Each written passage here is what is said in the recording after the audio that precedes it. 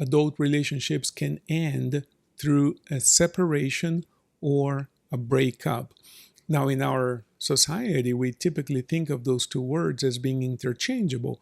Well, the relationship is over. It's the same thing. We're separated, we broke up. We think of this as being the same thing. But in therapy, I've been a therapist for 26 years and I've worked with thousands of couples. In therapy, we pay a lot of attention to words, not just for the sake of paying attention to words, but because these words reflect different processes.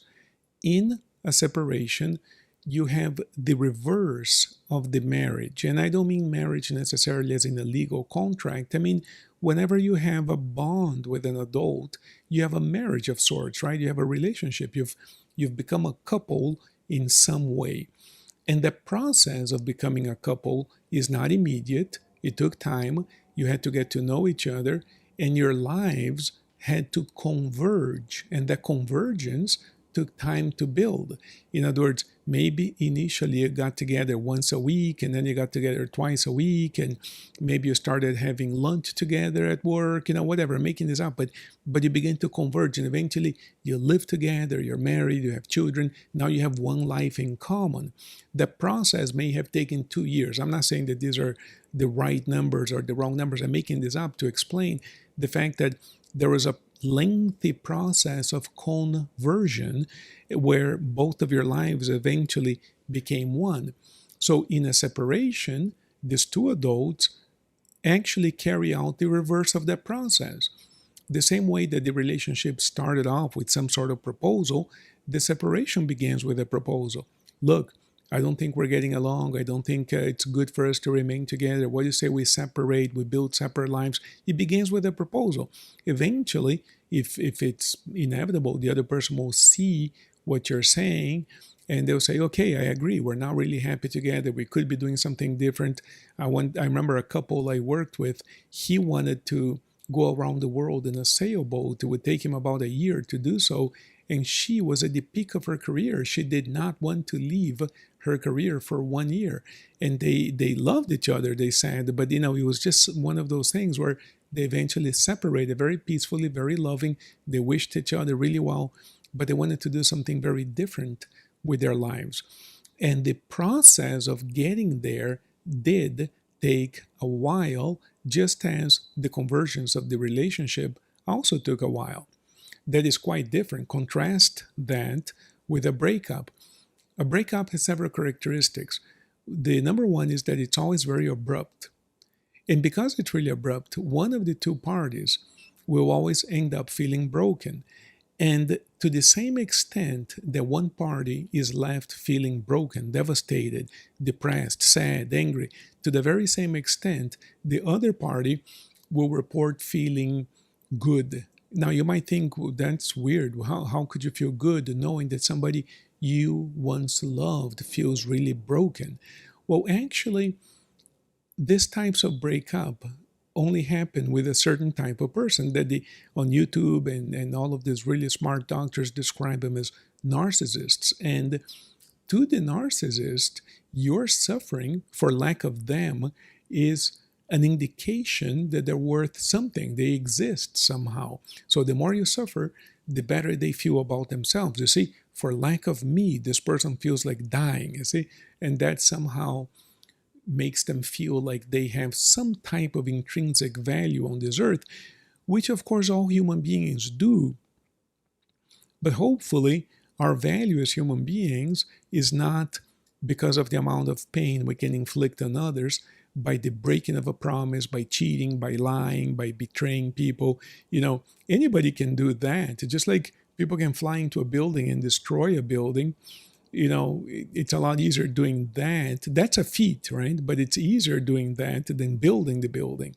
And the same thing, building a relationship takes time, effort, attention, love, patience, and breaking it up is really easy. Oftentimes it happens in a couple of hours, in one day, in a few minutes with the narcissist, and you have a person who ends up feeling quite broken.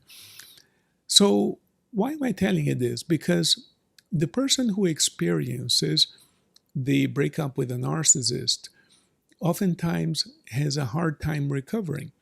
In fact, when I had my breakup with a narcissist, I consulted with the best of the best therapists, not only here in the United States. By then, I had already been a therapist for 23 years. And so I knew the business. I knew the best of the best in Europe, in South America, in Brazil, here in the United States. I knew some darn good therapists, way better than I. And I talked to a bunch of them, friends of mine, some of them, and professional colleagues, others, And the best advice I got is that I was looking at a 7-year recovery cycle based on where I was at the time. And that really, according to them, my life would never be the same again. In other words, you can't, in some ways, what they were telling me is you can't really recover from this. In other words, you might always feel sad, you might always feel afflicted somehow. And I remember if you're from Miami, you will know the 826, one of the freeways that we have here locally in town. And I remember driving south on the 826 one morning, and I vowed to myself that that would not be the case. Number one, I would recover. And number two, it wouldn't take 7 years. So I took very, very careful notes of the process I went through. The first thing that I did is I resurrected some notes I had that I had been using and developing at the office to work with people just in that situation. Well, when I began to clean up those notes, I realized that they could be valuable to other people. So that became one of my books, Awesome Again. Then I realized that I had some work to do with other therapists. I wrote The Philosophy of Therapy. Then somebody asked me if I would make it available in Spanish, and I started to translate it.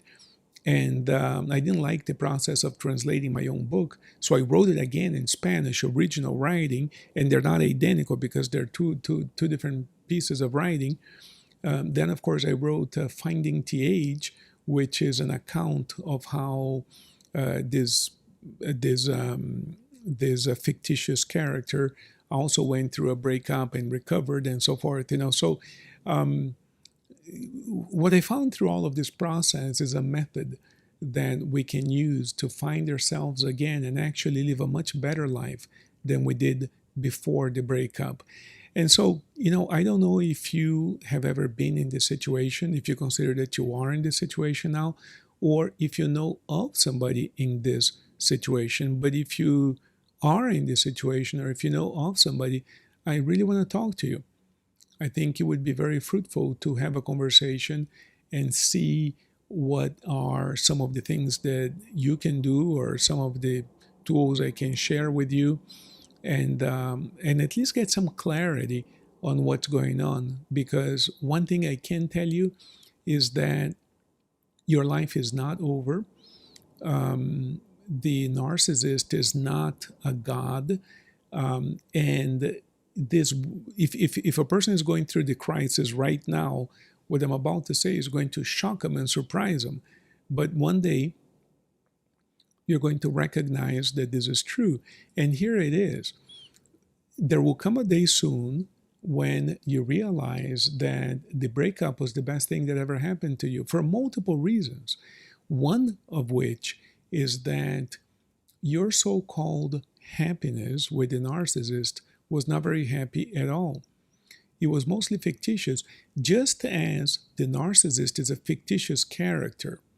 And much of what happened now, if you've been through the breakup and you look back and you realize that it was a bunch of lies and deceit and betrayals, In other words, the central characteristic for the life with the narcissist is lying, deceit. But you're going to realize eventually that in some way we also deceived ourselves, pretending that we were a little bit happier than we really were. It might be too soon for some of you if you're in the midst of your crisis, but in time you're going to see that. And therefore, the breakup, which left you really, really hurting for a short period of time, when we begin to frame it correctly, when we begin to understand correctly how the breakup fits into the greater story of your life, you realize that life did you a huge favor. So the breakup was not punishment for bad behavior. It wasn't your karma. It wasn't a bad thing that happened to you. It was completely the opposite, precisely because you've been good, precisely because of your virtues, precisely because you've been sincere. Life plucked you from a really bad situation. Now, at first, we don't see that, we suffer. But by adjusting our thinking a little bit, we realize that quite quickly, and that is how we heal. And what happens when we do this kind of work, a lot of it is described in the book Awesome Again. More is described in the book Finding TH. But a lot of it has to be talked about in person because we have to make sense of the things together, right? And when we go through this process, not only do we save years of pain and suffering, but also we discover a much, much, much happier and more joyous life. So I'm looking forward to speaking with you.